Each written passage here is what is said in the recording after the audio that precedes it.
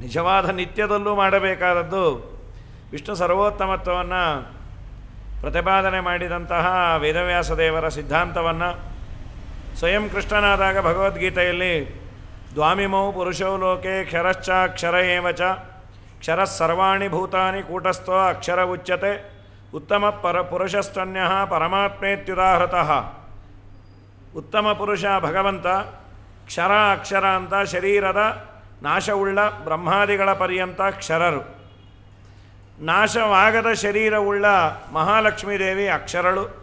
ಇವರಿಬ್ಬರ ಮೇಲೆ ಒಬ್ಬ ಪುರುಷೋತ್ತಮ, ಅವನು ನಾನು ಅಂತ ಸ್ವಚ್ಛವಾಗಿ ದೇವರು ಪುರುಷೋತ್ತಮ ಯೋಗದಲ್ಲಿ ಸರ್ವೋತ್ತಮತ್ವವನ್ನು ಸುಂದರವಾಗಿ ಹೇಳಿದಾನೆ.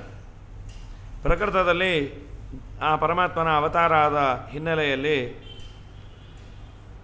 ಭಗವಂತನಿಗಾಗಿ ಗೋಪಿಕಾಸ್ತ್ರೀಯರು ಅತ್ತಿದ್ದಾರೆ. ಅತ್ತದ್ದು ನಿತ್ಯ ಪಾರಾಯಣ ಅಂತ ಆಯಿತು. ಸಾಮಾನ್ಯ ಯಾರ ಅಳುವನ್ನೇನೋ ಮತ್ತೆ ಮತ್ತೆ ರೆಕಾರ್ಡ್ ಮಾಡಿ ಹಾಕೋದಿಲ್ಲ ನಾವು, ಅವ್ರು ಹೇಗೆ ಹತ್ತರು, ಇವರು ಹೇಗೆ ಹತ್ತರು ಅಂತ. ಆದರೆ ಆ ಕೃಷ್ಣನಿಗಾಗಿ ಹತ್ತಿದ್ದರಿಂದ ಅದೊಂದು ಗೀತೆ ಆಯಿತು. ಕೃಷ್ಣನಿಗಾಗಿ ಹತ್ತಿದ್ದರಿಂದ ಅವರಿಗೆ ಸುಖ ಆಯಿತು. ಇನ್ನು ಅಳು ಇಲ್ಲದಂತೆ ಮಾಡಿದ ದೇವರು. ತುಂಬ ಸುಂದರವಾಗಿ ವೇಣುನಾದವನ್ನು ದೇವರು ಮಾಡಿದ. ಅದು ಹುಣ್ಣಿಮೆ ದಿವಸ ತಡಿಲಿಕ್ಕಾಗಲಿಲ್ಲ ಅಂತ ಅವ್ರಿಗೆಲ್ಲ. ಸರಿ, ಎಲ್ಲ ಮನೆ ಬಿಟ್ಟು ಬಂದರು ಅಂತ. ಮಧುರಾನಾಥನು ಮುರಳಿಯನೂದನು ಸುರಿವುದಾನಂದ ಜಲ, ಬನ್ನಿ ಮುರಳಿಯ ನಾದವ ಕೇಳಿ, ಕಂಗೊಳಿಸುವ ಬೆಳದಿಂಗಳ ಸೊಬಗಿಲಿ ತಂಗಾಳಿಯ ಸುಖದಿ, ಶ್ರೀರಂಗನ ಶ್ಯಾಮಲಾಂಗನು ತನ್ನ ಕೋಮಲ ಕರದಲ್ಲಿ ಆ ಮುರಳಿಯ ಪಿಡಿಯೇ, ಹೃದಯದಲ್ಲಿ ಪ್ರೇಮವು ತುಂಬುವುದು, ಮುರಳಿಯ ನಾದವ ಕೇಳಿ. ಪಂಚಬಾಣನ ಪಿತ ಮುರಳಿಯ ಮಧುರಸ, ಹಂಚಲೆ ಮಗೆ ರೋಮಾಂಚವಾಗುವುದು, ರಜನೀಕಾಂತನ ಕುಲದೊಳು ಜನಿಸಿ ವ್ರಜ ಜನಗಳಿಗಧಿಕ ಪ್ರಸನ್ನನ, ಮುರಳಿಯ ನಾದವ ಕೇಳಿ.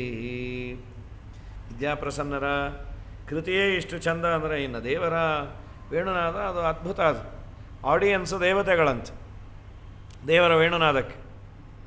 ಮಹಾಲಕ್ಷ್ಮೀ ದೇವಿ ಆಚಾರ್ಯರು ತಾತ್ಪರ್ಯವನ್ನು ಬರೀತಾರೆ. ದೇವರ ವೇಣುನಾದವನ್ನು ಮಾಡಲಿಕ್ಕೆ ವೇಣುವನ್ನು ತುಟಿ ಹತ್ತಿರ ತಂದ ಅಂದರೆ ಲಕ್ಷ್ಮೀದೇವಿ ಆ ವಕ್ಷಸ್ಥಳದಲ್ಲಿ ಇದ್ದವಳು ವೇಣುವಿನ ರಂಧ್ರದಲ್ಲಿ ಬಂದು ಕೂಡೋಳಂತೆ. ತುಟಿಯಲ್ಲಿ ಅಮೃತ ಇದೆ, ಆ ಅಮೃತ ವೇಸ್ಟ್ ಆಗಿ ಹೋಗಬಾರ್ದು, ಯಾವುದೋ ಆ ಜಡವಾದ ಬಿದರಿಗೆ ಅದು ಹೋಗಬಾರ್ದು ಅಂತ ಲಕ್ಷ್ಮೀದೇವಿ ಅಲ್ಲಿ ಬರೋಳಂತೆ. ಆಚಾರ್ಯರು ತಾತ್ಪರ್ಯವನ್ನು ಕೊಡ್ತಾರೆ. ಶ್ರೀದೇವಿ ವೇಣುಮಾವಿಶ್ಯ ರೇಮೇ ಕೃಷ್ಣ ಮುಖಾಂಬುಜೆ.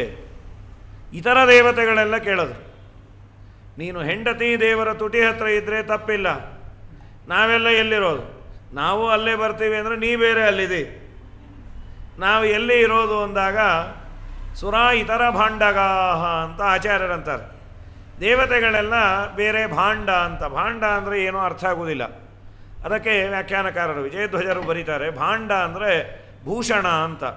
ದೇವರ ಮೈಮೇಲಿನ ಆಭರಣದ ಒಳಗೆ ದೇವತೆಗಳು ಕೂತು ವೇಣುನಾದವನ್ನು ಆಲಿಸ್ತಾ ಇದ್ರಂತೆ. ಆಭರಣದ ರೂಪದಲ್ಲೂ ಆಭರಣದ ಒಳಗೆ ಕೂತು. ಭಾಂಡ ಅನ್ನೋದಕ್ಕೆ ಮತ್ತೊಂದು ಅರ್ಥವನ್ನು ನಮ್ಮ ಸತ್ಯಧರ್ಮ ಸ್ವಾಮಿಗಳು ಬರೀತಾರೆ. ಭಾಂಡ ಅನ್ನೋದಕ್ಕೆ ವೇಣುವಿನ ಇನ್ನೊಂದು ತುದಿ ಅಂತ.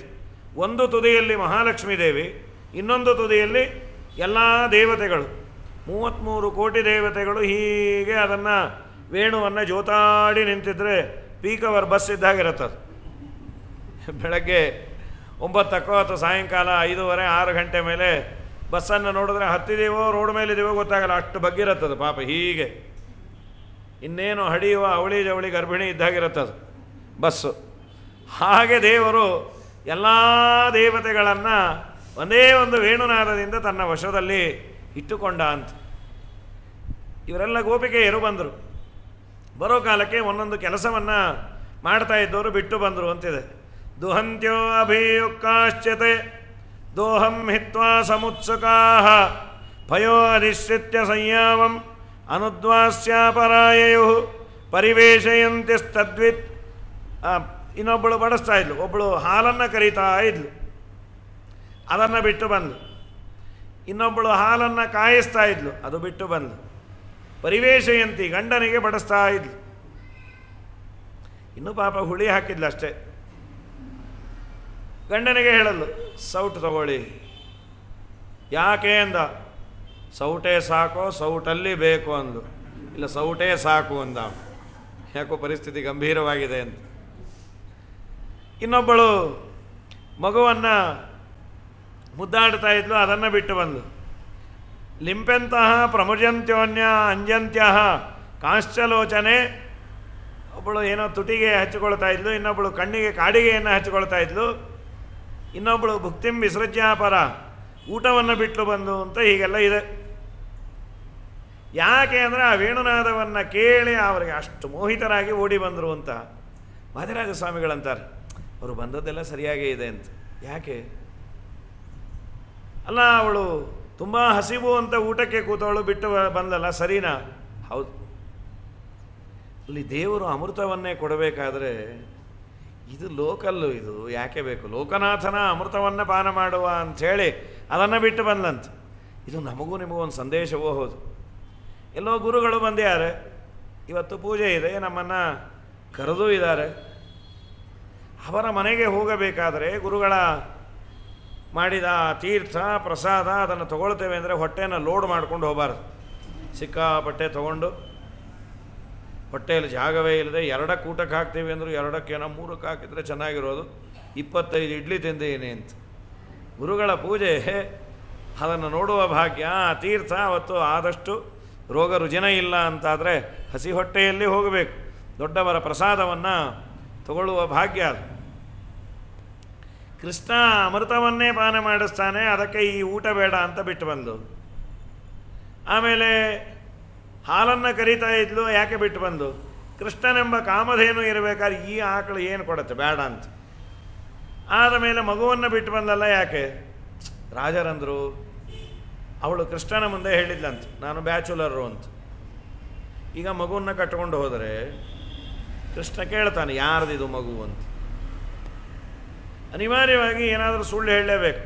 ನಮ್ಮ ಅಕ್ಕಂದೋ ತಂಗಿದೋ ನಮ್ಮ ಮನೆ ಎದರ ಮನೆಯದೋ ಅಂತ. ಆ ಮಗು ಹೊಡ್ಕೊಂಬತ್ತೆ, ಅಮ್ಮ ನಾನು ನಿನ್ನ ಮಗನೇ ಅಲ್ವಾ ಅಂತ.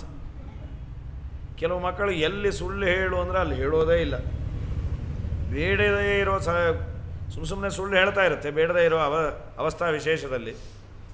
ಬಸ್ಸಲ್ಲಿ ಏನೋ ಹಾಫ್ ಟಿಕೆಟ್ ತೊಗೊಂಡಿದ್ದ, ಹೈಟ್ ಕಮ್ಮಿ ಅಂತ. ಇವನು ನಿದ್ದೆ ಹತ್ತಿತ್ತು. ಆ ಕಂಡಕ್ಟರ್ನ ಕರೆದು, ಅಂಕಲ್ ನಾನು 8th ಸ್ಟ್ಯಾಂಡರ್ಡು 7th 2 ಸಲ ಫೇಲು, ನನಗೀಗ 15 ವರ್ಷ, ಹೈಟ್ ಕಮ್ಮಿ ಅಲ್ವಾ ಅದಕ್ಕೆ ಅಂಥೇಳಿ ಅವನ್ನ ಎಬ್ಬಿಸಿ ಫುಲ್ ಟಿಕೆಟು ಪ್ಲಸ್ ಅವನಿಗೊಂದಿಷ್ಟು ಫೈನು. ಯಾರು ಹೇಳಿದ್ದು? ನಿಮ್ಮ ಕೂಸೇ ಹೇಳ್ತು ಅಂದ. ಒಂದು ಯಾಕೆ ಬೊಗಳದೇವ? ನೀನೇ ಹೇಳಿದ್ದಿ ಹರಿಶ್ಚಂದ್ರನ ಕಥೆ, ಹರಿಶ್ಚಂದ್ರ ಸುಳ್ಳು ಹೇಳಬಾರ್ದು, ಹರಿಶ್ಚಂದ್ರ ಸುಳ್ಳು ಹೇಳಬಾರ್ದು ಅಂದಿದ್ದು ನೀನಲ್ಲ ಪಾಪಿ ಅಂಥೇಳಿ. ಹಾಗೆ ಅದಕ್ಕೆ ಮಗುವನ್ನು ಬಿಟ್ಟು ಬಂದು. ಇನ್ನೊಬ್ಬಳು ಕಣ್ಣಿಗೆ ಕಾಡಿಗೆಯನ್ನು ಹಚ್ಕೊಳ್ತಾ ಇದ್ದದ್ದು, ಯಾಕೆ ಬಿಟ್ಟು ಬಂದು? ಅವಳು ಗೊತ್ತಿತ್ತು ಕಣ್ಣಿಗೆ ಕಾಡಿಗೆ ಭೂಷಣ ಅಲ್ಲ, ಕೃಷ್ಣನ ನೋಡೋದು ಅಂತ. ರಂಗನ್ನ ನೋಡುವುದೇ ಕಂಗಳಿಗೆ ಭೂಷಣ, ಮಂಗಳಾಂಗಗೆ ಮಣಿವ ಶಿರಭೂಷಣ, ಶೃಂಗಾರ ತುಳಸಿ ಮಣಿ ಕೊರಳಿಗೆ ಭೂಷಣ, ರಂಗವಿಠಲ ನಿನ್ನ ನಾಮ ಅತಿ ಭೂಷಣ, ಭೂಷಣಕ್ಕೆ ಭೂಷಣ ಇದು ಭೂಷಣ. ಹಾಗಾಗಿ ಕಣ್ಣಿಗೆ ಕಾಡಿಗೆ ಎಲ್ಲ ಕೃಷ್ಣನ ನೋಡೋದು ಅಂತೂ ಒಬ್ಬೊಬ್ಬರು ಅವಸ್ಥಾ ವಿಶೇಷದಲ್ಲಿ ಬಂದರು, ಅದು ಸರಿಯೇ ಅಂದರು. ಇದಾದ ಮೇಲೆ ಅವರೆಲ್ಲರೂ ಪರಮಾತ್ಮನಲ್ಲಿ ಅಷ್ಟು ಭಕ್ತಿಯನ್ನು ಮಾಡಿದ್ದರಿಂದ ಸಂಸಾರ ಸಾಗರವನ್ನು ದಾಟಿಬಿಟ್ರು ಅಂತ ಒಂದು ಮಾತಾಡೋದು ಶುಕಾಚಾರ್ಯರು. ಅದಕ್ಕೆ ರಾಜರು ಪ್ರಶ್ನೆಯನ್ನು ಮಾಡ್ಯಾರ.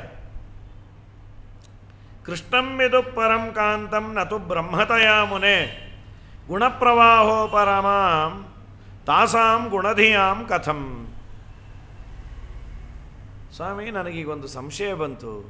ಏನಪ್ಪ, ಕೃಷ್ಣನನ್ನು ಗೋಪಿಕೆಯರು ಉಪಾಸನೆ ಮಾಡಿದ್ದೇನು? ಸರ್ವೋತ್ತಮ ಗುಣಪರಿಪೂರ್ಣ ಬ್ರಹ್ಮ ಅಂತ ಉಪಾಸನೆ ಮಾಡಲಿಲ್ಲ. ವಿಟಪುರುಷ. ಕೃಷ್ಣಂ ವಿದು ಪರಂ ಕಾಂತಂ. ಕಾಂತ ಅಂದರೆ ಗಂಡ. ಇವನು ಪರಂ ಕಾಂತ, ಗಂಡ ಅಲ್ಲ, ಇಟ್ಟುಕೊಂಡವನು ಅನ್ನುವ ಅರ್ಥ ಬರುತ್ತೆ. ನೀವು ಶಾಸ್ತ್ರದಲ್ಲೇ ಹೇಳ್ತೀರಿ ದೇವರನ್ನು ಗುಣಪರಿಪೂರ್ಣ ಅಂತ ಚಿಂತನೆ ಮಾಡಬೇಕು. ಶಾಸ್ತ್ರ ಶುರುವಾಗೋದೇ ಅಲ್ಲಿಂದ. ಅಥಾತೋ ಬ್ರಹ್ಮ ಜಿಜ್ಞಾಸ ಓಂ ಅಂತ ಆಗೋದೇ ಬ್ರಹ್ಮನನ್ನು ಯಾಕೆ ನಾವು ತಿಳಿಯಬೇಕು ಅಂದರೆ ಅವನು ಬ್ರಹ್ಮನಾದದ್ದರಿಂದ. ಗುಣಪರಿಪೂರ್ಣ ಅತಯೇವ ಜಿಜ್ಞಾಸ ಅಂತ. ದೇವರು ಗುಣಪೂರ್ಣನಾದದ್ದರಿಂದ ಅವನಿಗೆ ಜಿಜ್ಞಾಸ್ಯತ್ವ ಕೂಡತ್ತೆ. ದೇವರು ಗುಣಪರಿಪೂರ್ಣ ಅಲ್ಲ ಅಂದರೆ ಅವನು ಜಿಜ್ಞಾಸಾ ವಿಷಯನೇ ಅಲ್ಲ. ಆದರೆ ನೀವು ಒಂದು ಕಡೆ ಬ್ರಹ್ಮಮೀಮಾಂಸಾ ಶಾಸ್ತ್ರ ಪ್ರಾರಂಭ ಆದದ್ದೇ ದೇವರನ್ನು ತಿಳಿದುಕೊಳ್ಳಿ ಅವನು ಗುಣಪೂರ್ಣನಾದದ್ದರಿಂದ ಅಂತ. ತಿಳಿದುಕೊಳ್ಳಲಿಕ್ಕೆ ಕ್ರೈಟೀರಿಯಾನೇ ಗುಣಪೂರ್ಣತ್ವ. ಇಲ್ಲಿ ನೋಡಿದ್ರೆ ಕೃಷ್ಣನನ್ನು ಹೋಗಲಿ ಗುಣಪೂರ್ಣ ಅಂತ ತಿಳಿಲಿಲ್ಲ, ಏನೋ ದೇವರು ಅಂತ ಇಷ್ಟಾದರೂ ತಿಳಿದ್ರೆ ಪರವಾಗಿಲ್ಲ. ತೀರ ವಿರುದ್ಧವಾಗಿ ಇವನೊಬ್ಬ ಇಟ್ಟುಕೊಂಡವನು ಅಂತ ಉಪಾಸನೆ ಮಾಡಿದರು. ಅವ್ರಿಗೂ ದೇವರು ಮೋಕ್ಷ ಕೊಡ್ತಾನೆ ಅಂದರೆ ಶಾಸ್ತ್ರ ಯಾಕೆ ಬೇಕು? ಇದು ನಮಗೆ ಯಾಕೋ ಸಂಶಯ ಬಂತಲ್ಲ. ಇಲ್ಲಿ ಉತ್ತರ ಇಲ್ಲೇ ಇಲ್ಲ. ಇಲ್ಲಿ ಉತ್ತರ ಏನು ಅಂದರೆ ಉಕ್ತಂ ಪುರಸ್ತಾದೇತತ್ತೆ ಚೈದ್ಯಸಿದ್ಧಿಂ ಯಥಾಗತಃ. ಪರೀಕ್ಷಿತ, ನೀನು ನಾನು ಹೇಳಿದ್ದು ಸ್ವಲ್ಪ ಮರೆತಿರಬೇಕು. 7ನೇ ಸ್ಕಂದವನ್ನು ನೆನಪು ಮಾಡ್ಕೋ. ನಾನು ಹೇಳಿದ್ನಲ್ಲ, ಗೋಪ್ಯ ಕಾಮಾತ್ ಭಯಾತ್ ಕಂಸಃ ದ್ವೇಷಾಚ್ಛೇದ್ಯಾದಯೋ ನೃಪಾಃ. 7ನೇ ಸ್ಕಂದ ಭಾಗವತದಲ್ಲಿ ಈ ಶ್ಲೋಕ ಇದೆ. ಗೋಪಿಕಾ ಸ್ತ್ರೀಯರು ಕಾಮದಿಂದ ದೇವರನ್ನು ಒಲಿಸಿಕೊಂಡ್ರು, ಭಯದಿಂದ ಕಂಸ ದೇವರನ್ನು ಹೊಂದಿದ, ದ್ವೇಷ ಮಾಡಿ ಶಿಶುಪಾಲ ದಂತಭಕ್ತರು ದೇವರನ್ನು ಹೊಂದಿದರು. ನಾನು ಅಲ್ಲೇ ಹೇಳಿದ್ದೇನಲ್ಲ, ಇಷ್ಟೇ ಮಾತು. ಆಮೇಲೆ ಚೇಜೀಯಸಾಂ ನ ದೋಷಾಯ, ದೊಡ್ಡವರು ಮಾಡಿದ್ದು ದೋಷಗಳನ್ನು ನಾವು ಎಣಿಸಬಾರದು. ಇಷ್ಟನ್ನು ಹೇಳಿದ್ದಾರೆ ಆಚಾರ್ಯರು. ಅಲ್ಲಿ ತಾತ್ಪರ್ಯವನ್ನು ಕೊಟ್ಟಿದ್ದಾರೆ. ಪರಮಾತ್ಮ ಒಬ್ಬೊಬ್ಬರಲ್ಲಿ ಒಂದು ಪ್ಲಸ್ಸು ಮೈನಸ್ಸು ಎರಡೂ ಇತ್ತು. ಅದೆಲ್ಲ ಹೇಳಬೇಕಾದ್ರೆ ಗೋಪ್ಯ ಕಾಮಾತ್, ಗೋಪಿಕಾ ಸ್ತ್ರೀಯರು ಕಾಮವೂ ಇತ್ತು, ದೇವರಲ್ಲಿ ಪ್ರೇಮವೂ ಇತ್ತು. ಕಾಮವನ್ನು ದೇವರು ಕೌಂಟ್ ಮಾಡಲಿಲ್ಲ, ಅವರಿಗಿದ್ದ ಭಕ್ತಿಯನ್ನು ದೇವರು ತೆಗೆದುಕೊಂಡ. ಕಂಸನಲ್ಲಿ ದ್ವೇಷವೂ ಇತ್ತು, ಭಕ್ತಿಯೂ ಇತ್ತು. ಕಂಸನಲ್ಲಂತೂ ಜೀವದ್ವಯಾವೇಶ ಇತ್ತು. ಭೃಗುಋಷಿಗಳು ಇದ್ದರು, ಕಾಲನೇಮಿನೂ ಇದ್ದ. ಭೃಗುಋಷಿಗಳಿಗೆ ಸದ್ಗತಿ ಆಯಿತು. ಭೃಗುಋಷಿಗಳಿಗಲ್ಲೂ ತಾತ್ಕಾಲಿಕವಾಗಿ ಕಿಂಚಿತ್ ದ್ವೇಷವನ್ನು ದ್ವೇಷಿಯ ಜೊತೆಯಲ್ಲಿ ಕೂಡಿ ಮಾಡಿದ್ರು. ದ್ವೇಷವನ್ನು ದೇವರು ತೆಗೆದುಕೊಳ್ಳದೆ ಉದ್ಧಾರ ಮಾಡದ ಅಂತ ಅಲ್ಲಿ ಹೇಳಿದ್ದಾರೆ. ಇಲ್ಲಿ ಒಂದು ಸುಂದರವಾದ ತಾತ್ಪರ್ಯವನ್ನು ಆಚಾರ್ಯ ಕೊಡ್ತಾರೆ. ದೇವರನ್ನು ಗುಣಪರಿಪೂರ್ಣ ಅಂತಾನೆ ಉಪಾಸನೆ ಮಾಡಬೇಕು. ಅದು ಬಿಟ್ಟು ಬೇರೆ ದಾರಿಯೇ ಇಲ್ಲ. ನಿನಗೆ ಸಂಸಾರ ಬಂಧನ ಕಳಚಿಕೊಳ್ಳಬೇಕಾದರೆ, ದೇವರು ನಾನು ಇವನನ್ನು ಬಿಡುಗಡೆ ಮಾಡ್ತೀನಿ ಅಂತ ದೇವರನ್ನು ಬೇಕಾದರೆ ಇರುವ ಒಂದೇ ಒಂದು ಮಾರ್ಗ, ತಮೇವಂ ವಿದ್ವಾನ್ ಅಮೃತ ಇಹ ಭವತಿ ನಾಣ್ಯ ಪಂಥ ಅಯನಾಯ ವಿದ್ಯತೆ. ಅನ್ಯ ಪಂಥ, ಬೇರೆ ದಾರಿಗಳು ಅಯನಾಯ ಮೋಕ್ಷಕ್ಕೆ ನ ವಿದ್ಯತೆ, ಇಲ್ಲ ಅಂದರು ಮತ್ತೇನು ಮಾಡಬೇಕು? ತಮೇವಂ ವಿದ್ವಾನ್, ಭಗವಂತನನ್ನು ಗುಣಪರಿಪೂರ್ಣ ಅಂತ ಉಪಾಸನೆ ಮಾಡಿದರೇನೆ ದೇವರ ಅನುಗ್ರಹ ಆಗೋದು. ಹಾಗಾದರೆ ಇದಕ್ಕೆ ವಿರೋಧ ಬಂತಲ್ಲ. ಆಚಾರ್ಯರಂತಾರೆ, ಗೋಪಿಕಾ ಸ್ತ್ರೀಯರು ಆ ಜನ್ಮ ಆದ ಕೂಡಲೇ ಅವರು ಮೋಕ್ಷಕ್ಕೆ ಹೋಗಿಲ್ಲ. ಶ್ರೀಮದಾಚಾರ್ಯರು ಮೊದಲನೇದು ಈ ತರಹದ ಪ್ರಶ್ನೆಯನ್ನು ಮಾಡಿಕೊಳ್ತಾರೆ, ಆಮೇಲೆ ಉತ್ತರವನ್ನು ಕೊಡ್ತಾರೆ. ಅದು ಭಾರಿ ವಿಶೇಷ. ಕೆಲವೊಮ್ಮೆ ಊದಕ್ಕೆ ನಾವು ಯಾರು ಏನು ಹೇಳ್ತಾರೋ ಆಯಿತು ತಲೆ ಅಲ್ಲಾಡಿಸಿಕೊಂಡು ಹೋದರೆ ಸಮಸ್ಯೆ. ಮೊದಲು ಪ್ರಶ್ನೆ ಬರಬೇಕು, ರಾಯರೇ ದೇವರನ್ನು ಗುಣಪರಿಪೂರ್ಣ ಅಂದರೆ ಉದ್ಧಾರ ಮಾಡ್ತಾನೆ ಅಂತ ಅಂದಿದ್ರಿ, ಇವರು ಗುಣಪರಿಪೂರ್ಣ ಅಂದಿಲ್ಲ. ನಾವು ಪ್ರಶ್ನೆ ಮಾಡೋದಿಲ್ಲ ಅಂತ ರಾಜರಿಗೆ ಗೊತ್ತು, ಅದಕ್ಕೆ ನಮ್ಮ ಪರವಾಗಿ ಅವರೇ ಪ್ರಶ್ನೆಯನ್ನು ಮಾಡ್ಯಾರ. ನಾವು ಅದನ್ನೂ ಗಮನಿಸದೆ ಸೀದಾ ಹೋಗ್ತಾ ಇದ್ದರೆ ಗತಿ ಏನು? ಅದು ಏನು ಪ್ರಿಂಟ್ ಮಿಸ್ಟೇಕೋ ಏನಾದರೂ ತಪ್ಪಿದೆಯೋ ಸ್ವಲ್ಪ ನೋಡಬೇಕು.